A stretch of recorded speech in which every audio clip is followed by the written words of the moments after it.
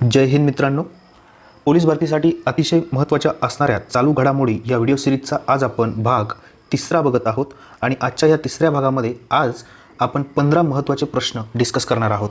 मित्रांनो, हे प्रश्न अतिशय महत्त्वाचे आहेत।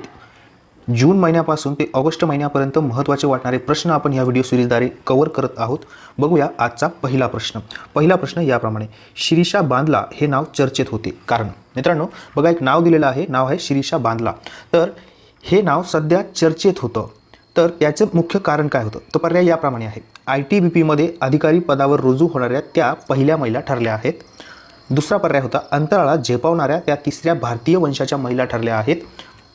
तिसरा पर्याय होता, एबेल पारितोषिक मिळवणाऱ्या पहिल्या महिला ठरल्या आहे। आणि शेवटचा पर्याय होता, काश्मीर राज्याच्या पहिल्या महिला गव्हर्नर ठरल्या आहे। तर मित्रांनो लक्षात घ्या, शिरीषा बांदला यांच्यावरती प्रश्न विचारला जाऊ शकतो कारण त्याचं कारण अतिशय महत्त्वाचं आहे, कारण अंतराळात झेपावणाऱ्या त्या तिसऱ्या भारतीय वंशाच्या महिला आहे। मित्रांनो बघा, अंतराळामध्ये झेपावणाऱ्या ज्या एकूण 3 भारतीय वंशाच्या महिला आहेत त्यापैकी शिरीषा बांदला ह्या तिसऱ्या महिला आहेत। मग प्रश्न असा विचारला जाऊ शकतो की अंतराळात झेपवणारी पहिली महिला कोण, दुसरी महिला कोण? तर लक्षात घ्या मित्रांनो, इथे माहिती सांगतो। पहिली महिला होती कल्पना चावला आणि दुसरी महिला आहे सुनीता विल्यम्स। आणि बघा मित्रांनो, तुम्हाला हे दोन नावं बिलकुल माहिती आहे। कल्पना चावला हेही नाव माहिती आहे, सुनीता विल्यम्स हेही नाव माहिती आहे। हे तिसरंही नाव महत्त्वाचं आहे, म्हणून यावर प्रश्न विचारला जाऊ शकतो। तिसरं नाव आहे शिरीषा बांदला। तर मित्रांनो, या अंतराळात झेपावणाऱ्या तिसऱ्या भारतीय वंशाच्या महिला ठरलेल्या आहेत। आता यानंतर वळूया आपण प्रश्न क्रमांक 2 कडे। प्रश्न क्रमांक 2, भारतातील पहिला ग्रीन हायड्रोजन मोबॅलिटी प्रकल्प येथे उभारला जाणार आहे। बघा मित्रांनो, ज्या वेळेस भारतातील पहिले, महाराष्ट्रातील पहिले अशा प्रकारचा प्रश्न विचारला जातो त्या ठिकाणी तुम्ही विशेष अलर्ट असलं पाहिजे, कारण यासारखे प्रश्न पोलीस भरतीसारख्या परीक्षेला हमखास विचारले जातात। तर लक्षात घ्या मित्रांनो, भारतातील पहिला ग्रीन हायड्रोजन मोबॅलिटी प्रकल्प लडाख येथे उभारला जाणार आहे। आणि असे विचारलं जाऊ शकतं की हा प्रोजेक्ट कोणती कंपनी उभारणार आहे? तर त्या कंपनीचं नाव आहे NTPC REL हे या कंपनीचं नाव आहे।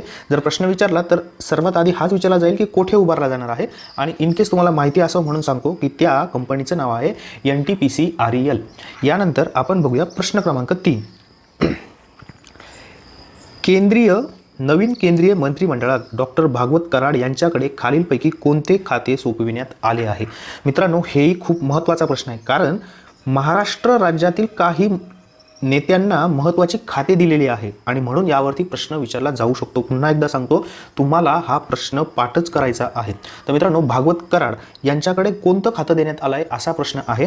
मित्रांनो, ह्या प्रश्नाद्वारे मी फक्त भागवत कराडच नाही तर नवीन जे केंद्रीय मंत्रिमंडळात महाराष्ट्रातील ज्या व्यक्तींना स्थान मिळालेलं आहे ते 4ही लोकांची नावं, या 4ही लोकांची खाते मी इथे कव्हर करणार आहे। सगळ्यात अगोदर बघू या प्रश्नाचं उत्तर। तर बघा मित्रांनो, भागवत कराड यांच्याकडे अर्थ राज्यमंत्री हे खातं सोपविण्यात आलं आहे। लिहून घ्या किंवा स्क्रीनशॉट काढून घ्या। लक्षात घ्या, भागवत कराड यांच्याकडे अर्थ राज्यमंत्री हे खातं सोपविण्यात आलेलं आहे। आता उरलेले जे पर्याय आहेत हेही महाराष्ट्रातील व्यक्तींकडे असणारेच खाते आहे, तुम्हाला त्यांचेही नावं माहीत असले पाहिजे। तर बघा मित्रांनो, पंचायत राज्यमंत्री हे खातं कपिल पाटील यांच्याकडे दिलेलं आहे, कपिल पाटील। यानंतर दुसरं होतं सूक्ष्म लघु मध्यम उद्योग हे खातं नारायण राणे यांच्याकडे दिलेलं आहे, नारायण राणे। तिसरं अर्थराज्यमंत्री आपण बघितलं हे डॉक्टर भागवत कराड हे आहेत। आणि चौथं होतं डॉक्टर भारती पवार यांच्याकडे आरोग्य आणि कुटुंब कल्याण हे खातं सोपवण्यात आलेलं आहे, हे खातं भारती पवार यांच्याकडे आहे। मित्रांनो बघा, केंद्रीय मंत्रिमंडळात 4 महाराष्ट्रातील नेत्यांना महत्त्वाची खाते मिळालेली आहे, त्यामुळे हा प्रश्न खूप महत्त्वाचा ठरतो। तुम्हाला हा प्रश्न पाठ करायचा आहे, या प्रश्नाचा तुम्ही स्क्रीनशॉट काढून हे पाठ करू शकता। यानंतर बघूया पुढचा प्रश्न याप्रमाणे, भारतातील पहिले रेबीज मुक्त राज्य बनण्याचा मान या राज्याने मिळवला आहे। बघा मित्रांनो, पुन्हा एकदा सांगतो, भारतातील पहिले म्हणून इथे प्रश्न विचारलेला आहे, म्हणून हा प्रश्न महत्त्वाचा ठरतो आहे। तर भारतातील पहिले रेबीज मुक्त राज्य कोणते आहे? तर या प्रश्नाचं उत्तर आहे गोवा। गोवा हे भारतातील पहिले रेबीज मुक्त राज्य आहे। आता मी तुम्हाला प्रश्न विचारतो, त्या प्रश्नाचं उत्तर तुम्ही मला कमेंटमध्ये द्यायचं आहे। प्रश्न असा आहे, गोवा राज्याचे मुख्यमंत्री, सध्याचे मुख्यमंत्री कोण आहेत? हा अतिशय सोपा प्रश्न आहे आणि तरीसुद्धा बऱ्याच मित्रांना याचं उत्तर देता येत नाही। तुम्हाला येत असेल तर नक्की कमेंट करा, कमेंटमध्ये मला गोवा या राज्याचे मुख्यमंत्री कोण आहे हे कळवा। यानंतर बघूया पुढचा प्रश्न, DRDO द्वारा अग्नि P या नव्या क्षेपणास्त्राची यशस्वी चाचणी करण्यात आली. या क्षेपणास्त्राची मारक क्षमता इतकी आहे. बघा मित्रांनो, क्षेपणास्त्र म्हटलं की तुम्हाला त्याची मारक क्षमता माहीत असलीच पाहिजे, तर ते क्षेपणास्त्र लक्षात ठेवून फायदा आहे. अदरवाईज जर तुम्हाला त्याची मारक क्षमता माहीत नसेल तर त्या क्षेपणास्त्रातला फरक तुम्हाला कळणारच नाही. त्यामुळे लक्षात घ्या, थोडक्यात आपल्याला त्या क्षेपणास्त्राची रेंज काय आहे हे माहीत असणं गरजेचं आहे. तर DRDOद्वारा सध्या अग्नि-P नावाचं क्षेपणास्त्राची यशस्वी चाचणी करण्यात आली आणि त्याची जी रेंज आहे, त्याची मारक क्षमता आहे ती आहे 1000 ते 2000 किलोमीटर. क्षेपणास्त्राची मारक क्षमता नेहमी किलोमीटरमध्ये असते. यानंतर बघूया पुढचा प्रश्न. कृष्णवर्णीय नागरिकाची हत्या प्रकरणी ब्लॅक लाईव्ह मॅटर ही चळवळ अमेरिकेत चालू झाली होती.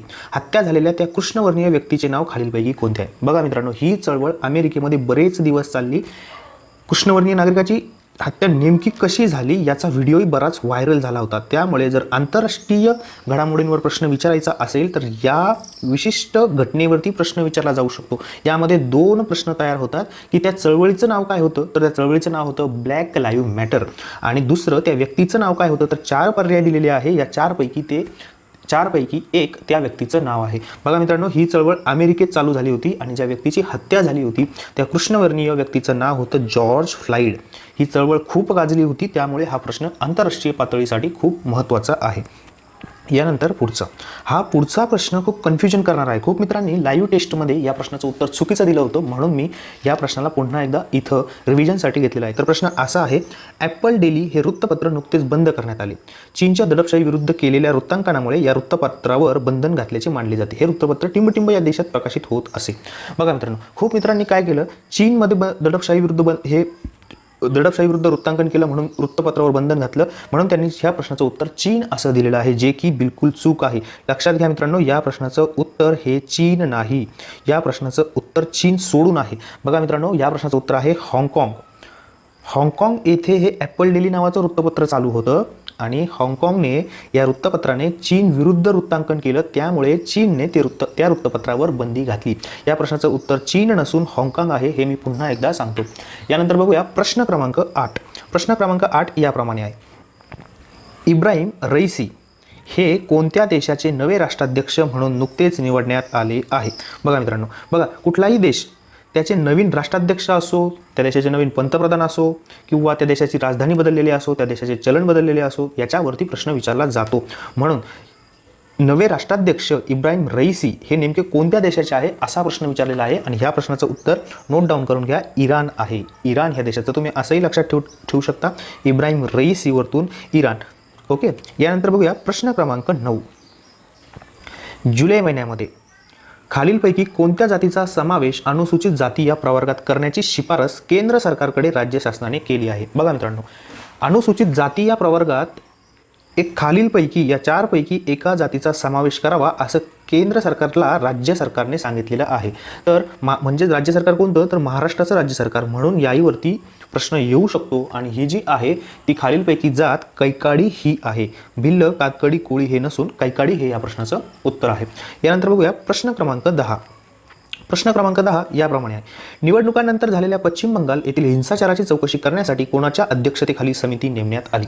बघा मित्रांनो, पश्चिम बंगालमध्ये निवडणुका झाल्या, त्यानंतर ते हिंसाचार झाला. आता त्या हिंसाचाराची चौकशी करायला लागेल. तर त्या हिंसाचाराची चौकशी करण्यासाठी जी समिती नेमली, बघा समितीवरती एक प्रश्न विचारला जातो नेहमीच. तर इथे पश्चिम बंगाल हिंसाचाराविरुद्ध चौकशी करण्यासाठी जी समिती नेमली तिचे अध्यक्ष कोण होते असा सिंपल आणि साधा प्रश्न आहे. तर या प्रश्नाचं उत्तर आहे राजीव जैन यांच्या अध्यक्षतेखाली ही समिती नेमण्यात आली होती. त्यानंतर प्रश्न क्रमांक 11. नवीन गावाचा समावेश झाल्यामुळे महाराष्ट्रातील सर्वात मोठी महानगरपालिका टिंबटिंब ही ठरली आहे. बघा मित्रांनो, इथेही काहीतरी खूप मोठा बदल होतोय. बघा, सर्वात मोठी महानगरपालिका आधी वेगळी होती, आता नवीन गावं त्यामध्ये ॲड झाल्यामुळे दुसरी झालेली आहे. म्हणून हा प्रश्न महत्त्वाचा आहे. त्याचे पर्याय आहे औरंगाबाद, नाशिक, पुणे आणि मुंबई. लक्षात घ्या मित्रांनो, मुंबई महानगरपालिका सुरुवातीला राज्यातील सर्वात मोठी महानगरपालिका होती, परंतु पुणे महानगरपालिकेत काही नवीन गावं ॲड झाल्यामुळे आता सगळ्यात मोठी महानगरपालिका म्हणून पुणे ही प्रथम क्रमांकावरती आहे आणि आता दुसऱ्या जागेवरती मुंबई आहे. हा प्रश्नही खूप महत्त्वाचा आहे, कारण सरळ इथे लक्षात येतं की सर्वात मोठी महानगरपालिका ही संकल्पना पूर्णपणे बदललेली आहे. याच्या आधी आपण मुंबईला म्हणायचो, इथून पुढे आपण पुणे या शहराला म्हणणार आहोत. यानंतर प्रश्न क्रमांक 12. नाटोने कोणत्या देशाचा उल्लेख सततचे जागतिक सुरक्षा आव्हान म्हणून केला आहे? नाटो आपल्याला नेमकं काय आहे हे माहीत असलं पाहिजे. त्यानंतर त्याचे मुख्यालय कुठे आहे हे माहीत असलं पाहिजे. तर लक्षात घ्या मित्रांनो, नाटोचे मुख्यालय हे ब्रुसेल्स इथे आहे. आणि कोणत्या देशाला त्यांनी सततचे जागतिक सुरक्षा आव्हान असे म्हटलेले आहे? तर लक्षात घ्या मित्रांनो, चीनला म्हटलेले आहे. तुम्हाला या प्रश्नाचं उत्तर पाकिस्तान द्यावं वाटेल, अफगाणिस्तान द्यावं वाटेल, बांगलादेश आपले चांगले शेजारी आहेत, हे तुम्हाला उत्तर द्यावं वाटणार नाही. मात्र पाकिस्तान आणि अफगाणिस्तान हे उत्तर तुम्हाला द्यावं वाटेल. कारण की सध्या अफगाणिस्तानमध्ये चाललेल्या घटना बघता किंवा पाकिस्तानच्या सततच्या कुरापती बघता या प्रश्नाचं उत्तर तुम्हाला पाकिस्तान द्यावं वाटेल. आणि ज्यांच्या डोक्यामध्ये सध्याचं अफगाणिस्तानमध्ये चाललेली अराजकता आहे ते बघून त्यांना अफगाणिस्तान द्यावं वाटेल. परंतु ज्यावेळेस नाटोने हा उल्लेख केला त्यावेळेस अफगाणिस्तान किंवा पाकिस्तान ह्या गोष्टी मॅटर करत नाही, तर त्या सततचे जागतिक आव्हान म्हटलेलं आहे. सततचे जागतिक आव्हान म्हणजे काय? तर सतत जगाला कुठल्या देशापासून धोका निर्माण होत असेल तर तो देश आहे चीन. म्हणून या प्रश्नाचं उत्तर लक्षात घ्या, चीन असं द्यायचं आहे. यानंतर प्रश्न क्रमांक 13 बघू. नव्याने विस्तार झालेल्या केंद्रीय मंत्रिमंडळात महाराष्ट्रातील एकूण टिंबटिंब मंत्र्यांचा समावेश आहे. त्यामध्ये टिंबटिंब कॅबिनेट मंत्री आहेत. बघा मित्रांनो, आता हा प्रश्न खूप मित्रांनी यामध्ये 2 पर्यायांमध्ये गोंधळ केलेला आहे. म्हणून हा प्रश्न मी इथे घेतलेला आहे. महाराष्ट्रातील एकूण किती मंत्री आणि त्यामध्ये एकूण किती कॅबिनेट मंत्री असा प्रश्न आहे. तर लक्षात घ्या मित्रांनो, महाराष्ट्रामध्ये सध्याच्या केंद्रीय मंत्रिमंडळात 9 मंत्री आहे आणि त्यामध्ये 3 कॅबिनेट मंत्री आहेत. ओके, खूप मित्र या प्रश्नाचं उत्तर 8 आणि 3 किंवा 8 आणि 4 असा देतात.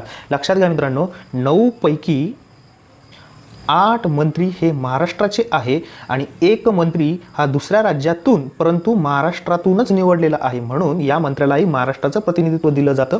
म्हणून एकूण मंत्री 9 आणि त्यातील कॅबिनेट मंत्री 3 हे महाराष्ट्रातून आहे. म्हणून या प्रश्नाचं उत्तर 8-3 असं देऊ नका. या प्रश्नाचं उत्तर 9 आणि 4 असं आहे. आणि नवीन जे 4 मंत्री आहेत ते या प्रश्नाचं उत्तर 9 आणि 3 आहे. आणि नवीन जे 4 मंत्री आहेत ते आपण आधीच्या प्रश्नामध्ये कव्हर केलेले आहे. यानंतर प्रश्न क्रमांक 14 बघू. नुकतेच कोणत्या राज्यात विधान परिषद स्थापन करण्याबाबत ठराव संमत करण्यात आला आहे? बघा मित्रांनो, विधान परिषद प्रत्येक राज्याला नाही, प्रत्येक राज्याला विधानसभा असते. पण भारतातील असे काही राज्य आहे ज्यांच्याकडे विधानसभेसोबतच विधान परिषद सुद्धा आहेत. मग त्या राज्यांची संख्या सध्या 6 आहे आणि नवीन एक राज्य आहे ज्यांना सुद्धा विधान परिषद हवी आहे. म्हणजे या 6 नंतर 7वी विधान परिषद कोणत्या राज्यात होऊ शकते असा हा प्रश्न आहे. तर लक्षात घ्या मित्रांनो, हा प्रयत्न पश्चिम बंगाल हे राज्य करत आहे. बरोबर, पश्चिम बंगाल या राज्यामध्ये विधान परिषद स्थापन करण्यासाठी प्रयत्न सुरू आहेत. मग आता 6 राज्य कोणते की जिथे ऑलरेडी विधान परिषद आहे? तर पहिलं आहे आंध्र प्रदेश, दुसरं आहे तेलंगणा, तिसरं आहे उत्तर प्रदेश, चौथं आहे बिहार, 5वं आहे कर्नाटक आणि शेवटचं आपलं महाराष्ट्र. सध्या या 6 राज्यांमध्ये विधान परिषद आहे. जर 7व्या राज्यामध्ये विधान परिषद निर्माण झाली तर ते प्रयत्न करणारं राज्य पश्चिम बंगाल आहे. म्हणून या प्रश्नाचं उत्तर आहे पश्चिम बंगाल. आजचा शेवटचा प्रश्न बघूया. आजचा शेवटचा प्रश्न याप्रमाणे आहे. हाही प्रश्न खूप महत्त्वाचा आहे कारण आफ्रिकेतील बोत्सवाना येथे जगातील 3रा सर्वात मोठा हिरा सापडला आहे. हा हिरा किती कॅरेटचा आहे? मित्रांनो लक्षात घ्या, हिऱ्याची किंमत त्याच्या कॅरेटवरतून ठरत असते. जसं आपण म्हणतो 24 कॅरेट सोनं, 22 कॅरेट सोनं, त्याप्रमाणे हिऱ्याची किंमत सुद्धा कॅरेटवरतून ठरत असते. आणि सध्याच आफ्रिकेतील बोत्सवाना येथे जगातील 3रा मोठा हिरा सापडलेला आहे. तर हा हिरा 1098 इतका कॅरेटचा आहे. कॅरेटचं तुम्हाला अंक लक्षात ठेवायचा आहे 1098. आता हा हिरा कुठे सापडला? तर लक्षात घ्या मित्रांनो, आफ्रिकेतील बोत्सवाना येथे हिऱ्याची खाण आहे. त्या हिऱ्याच्या खाणीचं नाव आहे जॉनेंग. या ठिकाणी हा हिरा सापडलेला आहे आणि हा जगातील 3रा सर्वात मोठा हिरा आहे. जगामध्ये यापूर्वी फक्त 2 सर्वात मोठे हिरे होते. हा जो हिरा आहे 1098 कॅरेटचा हा 3रा मोठा हिरा आहे. तर याप्रमाणे आजच्या व्हिडिओमध्ये आपण 15 महत्त्वाचे प्रश्न बघितले. यानंतरच्या भागामध्ये आपण आणखी महत्त्वाचे 15 प्रश्न बघू. मित्रांनो, हे चॅनल तुम्हाला आवडलं असेल तर सबस्क्राईब करा आणि मी विचारलेल्या प्रश्नांची उत्तरं कमेंटमध्ये नक्की द्या. धन्यवाद.